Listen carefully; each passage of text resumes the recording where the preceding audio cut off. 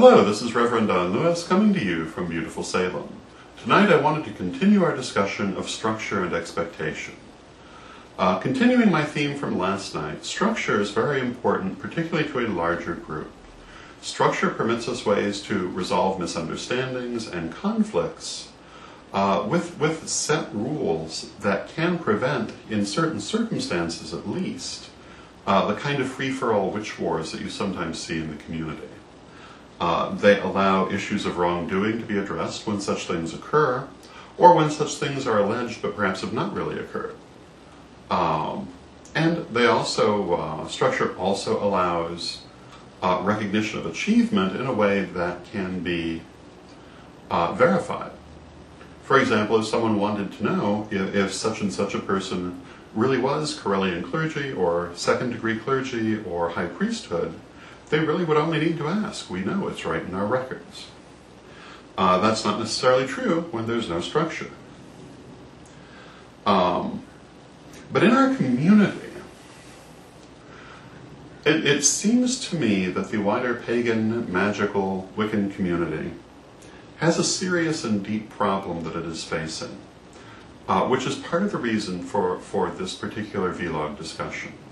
And that problem arises from mixed expectations, mixed goals.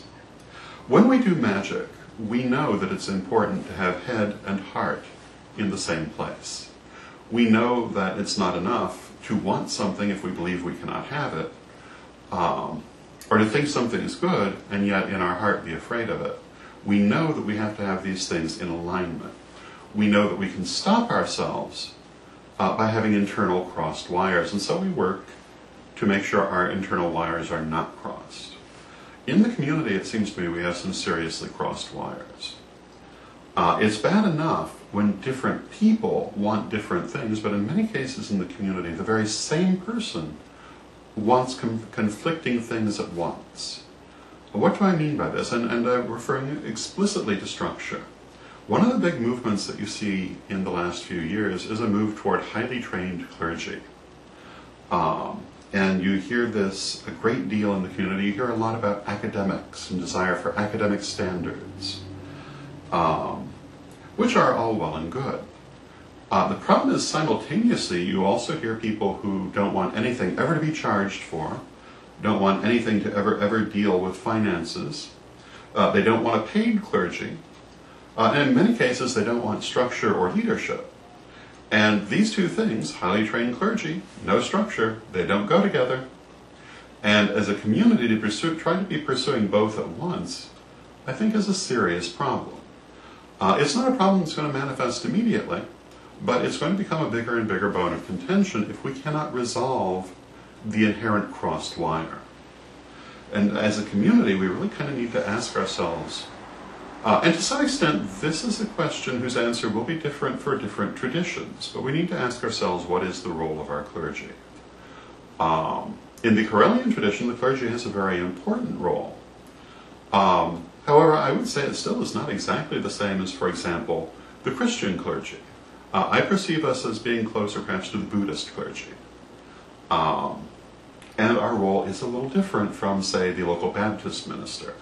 It is in some ways similar, too.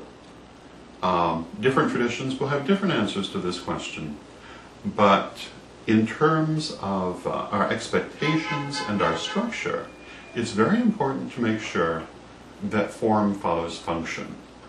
Function should never follow form. This is very basic design principle, and it should be true of everything we do. Our question needs to be, what is it we're trying to accomplish? Then how do we accomplish it? Not how do we adapt our goal to this abstract form. So that's my little discussion of structure for this evening, and I really feel that we need as a community to come to terms with this. Tomorrow night we'll continue our discussion of structure, and until then, may you blessed be.